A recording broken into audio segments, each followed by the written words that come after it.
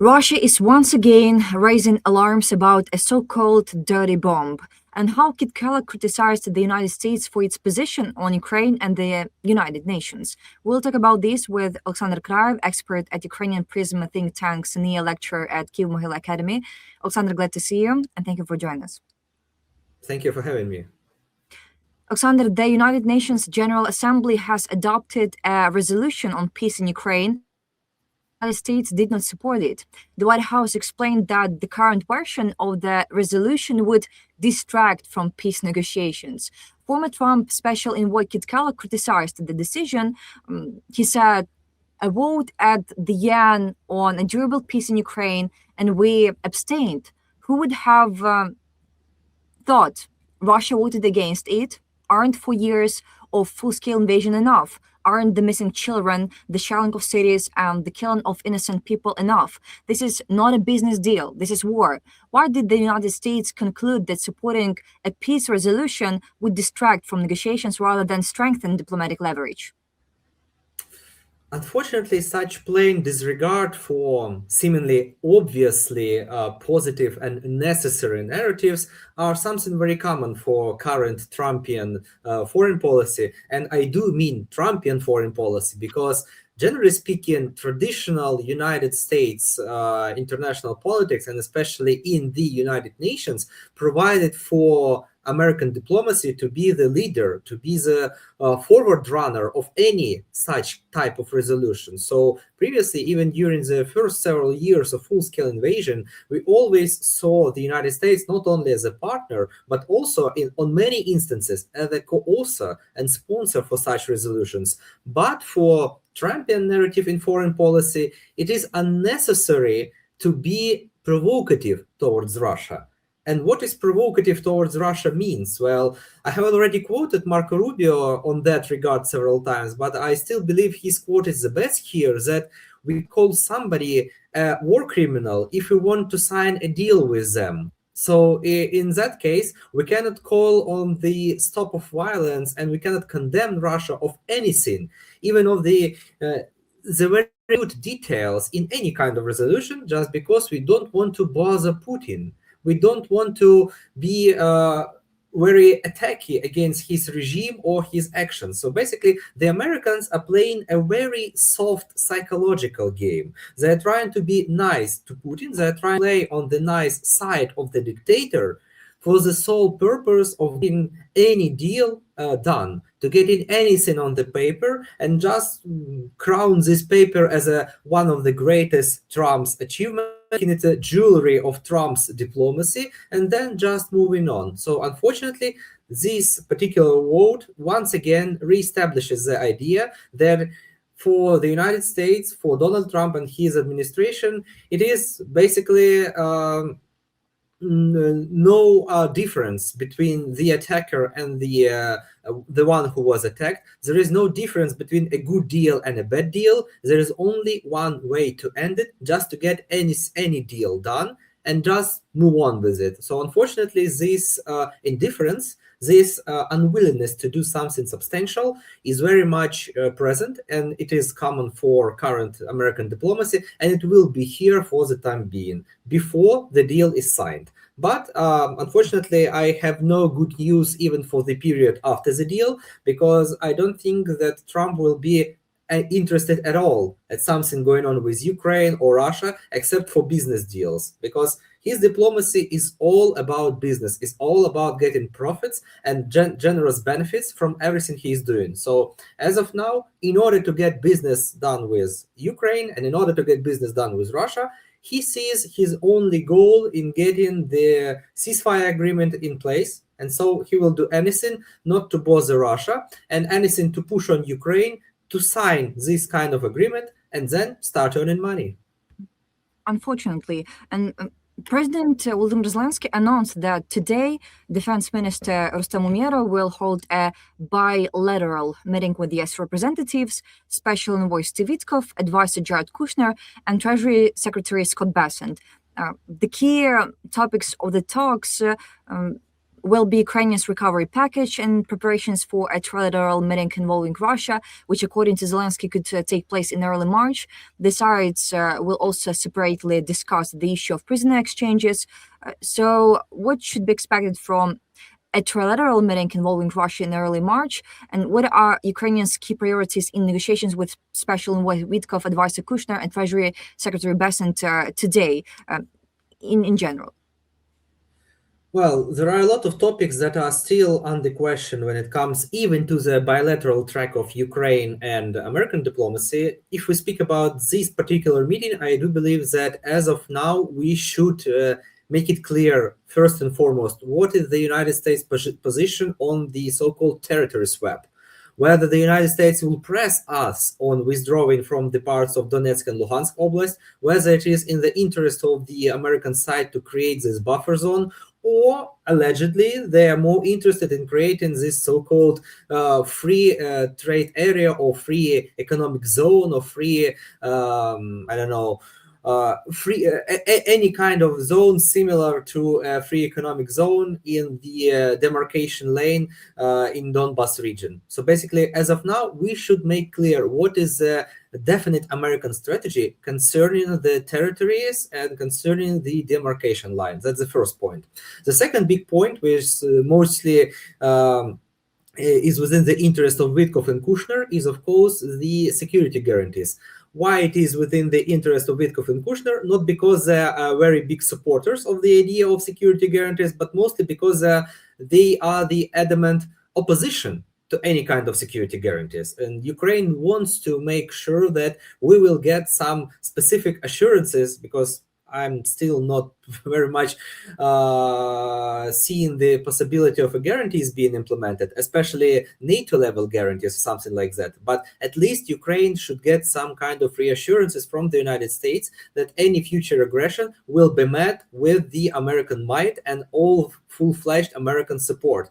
Apart from that, we are of course conducting separate negotiations with the Europeans on their full-scale security guarantees, but with the American delegations, we are still talking about security assurances, as I see the situation. So basically, talking about territories and talking about guarantees, and of course, this free economic zone in Donbas, which is within the scope of Scott Bessent interest. I do believe that will be the two big topics that will be discussed during this meeting.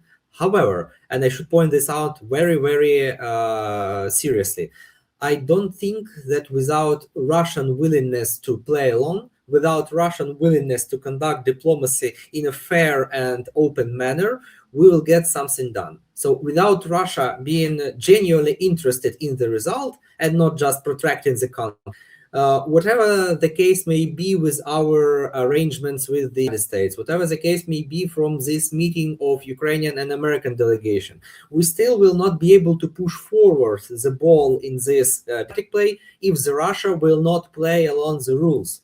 So basically, apart from talking about territories, guarantees, and this free economic zone, we should also talk about something on increasing Ukrainian capabilities to strike Russia, which is very important, especially due to the news background that allegedly, because we have no formal confirmation of that, but allegedly Trump administration was not happy with Ukraine striking Novorossiysk and with Ukraine striking oil and gas refineries in Russia, because they are somehow part of American economic interest. So we also should talk about this. We should talk about the Ukrainian capabilities to stop Russian advance and to stop Russian profiteering of the war in order to get Russia to the negotiating table. But as I stated previously, I'm quite pessimistic that this topic will be a part of this bilateral negotiation. We heard that Kremlin spokesperson Dmitry Peskov stated that a trilateral meeting between Vladimir Putin, Donald Trump, and Zelenskyy would make sense only to finalize agreements. Negotiations between Putin and Zelenskyy remain in question due to Kyiv's position, as Peskov said. Do you believe in trilateral meeting between Vladimir Putin, Donald Trump, and Zelenskyy, what concessions might Russia expect before agreeing to direct talks with Zelenskyy, for example? Oh, as always, Russia expects all the so-called compromises and all the steps taken by Ukraine in order to get even to the first step in the negotiation. So Russian appreciation of the diplomacy is very weird, to put it mildly, and to put it in a very media kind of terms. Russian appreciation of the diplomacy is that Ukraine should do all the work. Ukraine should withdraw from its own territories. Ukraine should diminish the number of its military personnel in half. Ukraine should abstain from joining NATO. Ukraine should become a neutral state. Ukraine should curtail the number of heavy weapons in its arsenal. And just after that, Russia will be ready and willing to start talking about a ceasefire. So, although Russian diplomats and Russian official people, they mostly talk about mutual compromises, they mostly talk that Russia is open to any kind of diplomacy, I'm still quite assured that when the negotiation, full negotiation will start, Russia will still be standing at its first position, and that is the full capitulation of Ukraine. The parts of it I have already voiced, with the territories and half in the army, half in the arsenals, etc., etc., and then they will be ready to proceed. So basically, Russian demands are unreasonable, unrealistic, but that's something that Russians are very keen on still promoting. That is something that Russians are very keen on moving forward with. That is a very big part of Russian diplomatic overview. That is a very big part of the Russian diplomatic culture. It dates back even before the full-scale invasion, even during Minsk negotiation, and even before that. Russians were the one to take anything possible and to demand even more. That's a part of the famous Gromyko diplomacy, which stated that you should demand not 100%, but 200%, 300% in order to receive at least 100%, because the more you demand, the more you'll receive in the end. And so basically Russia is still very, very much relying on this strategy. And I'm afraid they will still be pushing for the maximum scenario, maximum profit scenario for them, obviously, when the trilateral or even bilateral Ukrainian-Russian negotiation will start. Oleksandr, and in recent days, the Kremlin and Russian officials have focused on an unfounded claim by the Foreign Intelligence Service, alleging that the United Kingdom and France are attempting to transfer a dirty bomb or nuclear weapons to Ukraine. Moscow is once again seeking to escalate nuclear rhetoric. Typically, when Russia fails to prevail on the battlefield, it begins searching for nuclear weapons in Ukraine. What lies behind the Kremlin's new wave of hysteria? Is Russia using such rhetoric as a pretext to threaten the United Kingdom and France with potential nuclear strikes, possibly in an effort to derail ongoing discussions about Western security guarantees for Ukraine? That's definitely one of the possible scenarios. But on the other hand, as one American general once stated during the Cold War, the nuclear weapons were never meant to be used. It was meant to be talked about. And for Russian diplomacy, it's a very good talking point, because they still see the West being afraid of the Russian nuclear prowess and Russian nuclear arsenal. They still do see a lot of certain politicians, and by the way, Donald Trump especially, being very much afraid of the nuclear scenario being implemented not only against Ukraine, but generally against the West. So the idea here is just to get once again into this anxious state when they are ready to trade Ukraine or trade some part of Ukrainian interests just to avoid the possible nuclear escalation. And the main idea here is that this nuclear escalation is just a possibility, but this possibility is so frightening for the Western countries that they are ready to perceive this possibility as a very realistic one. So there is, from my perspective, no need for Russia to use nuclear weapons or even conduct large-scale nuclear tests. They can only conduct some kind of a military training, have, by the way, already done nearly 10 times during the full-scale invasion, and it will be enough to shift the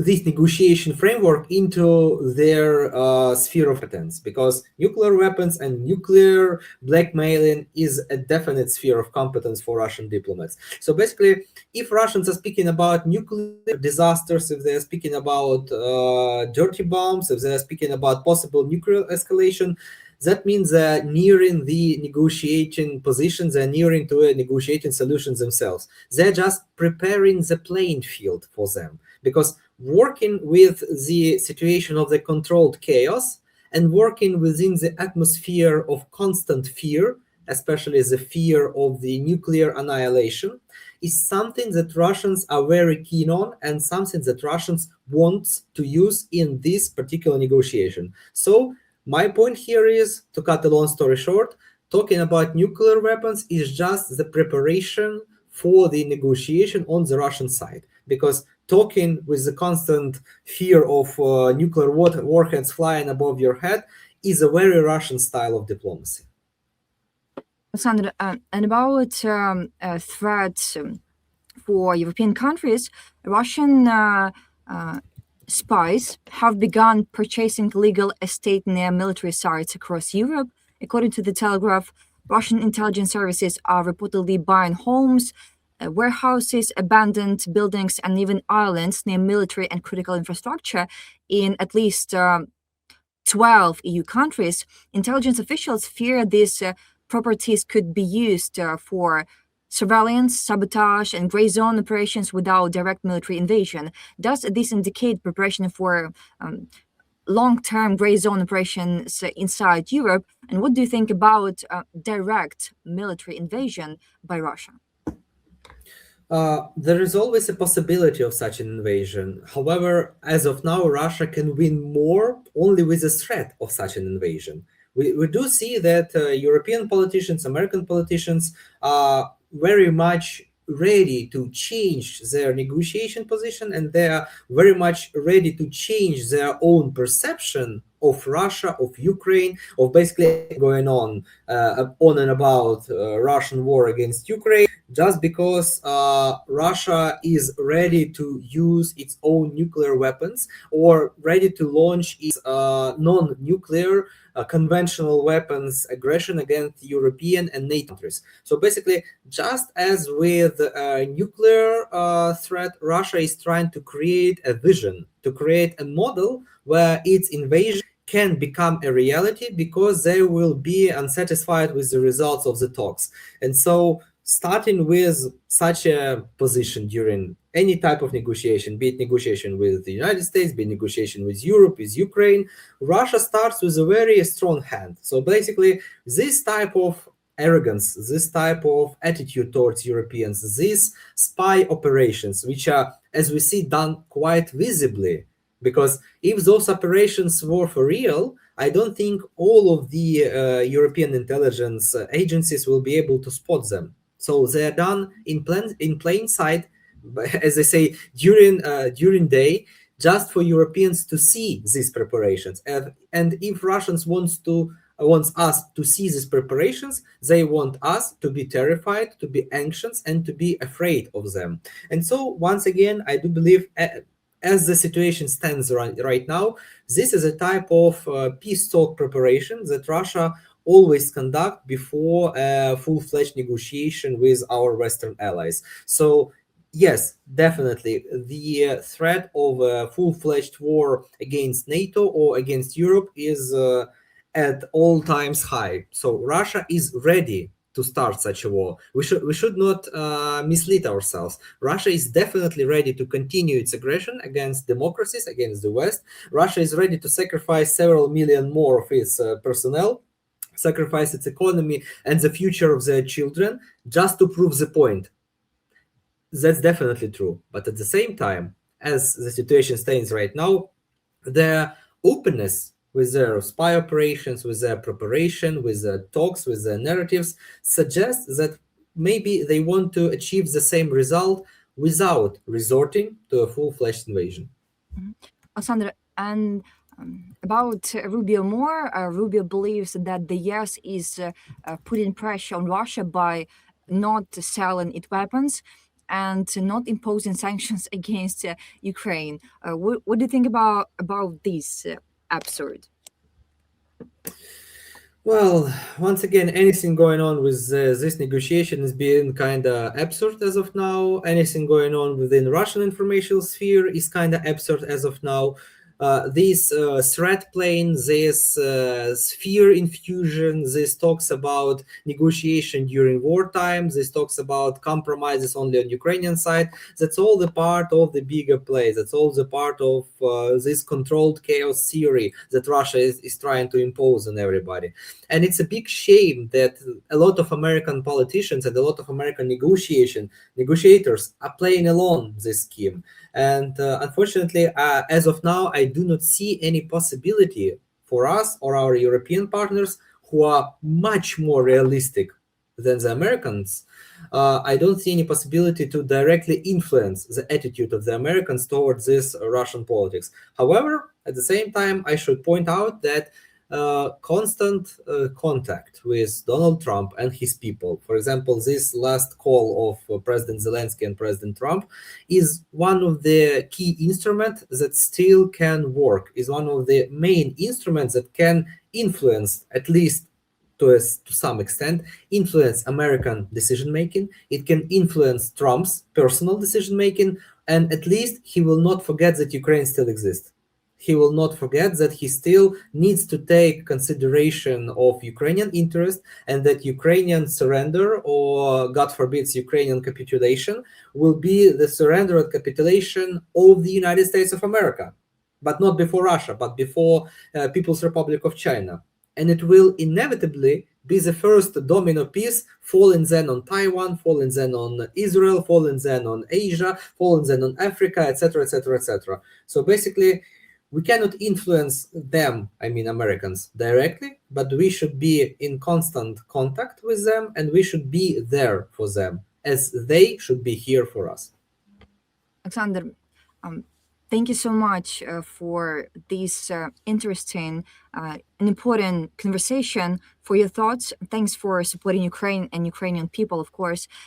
Oleksandr Kraiev, expert of Ukrainian Prism think tank, senior lecturer at Kyiv-Mohyla Academy, was with us today.